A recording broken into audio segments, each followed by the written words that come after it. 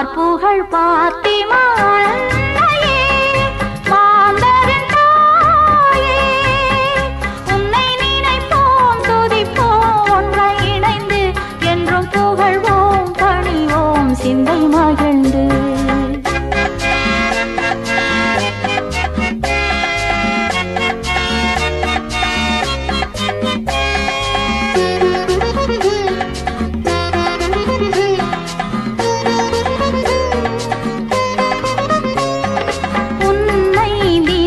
நினைத்தால் உள்ளம் மகிழ்வால் நிறைந்திடுமே, உன் வழி நான் தொடர்ந்தால் வாழ்க்கை மலர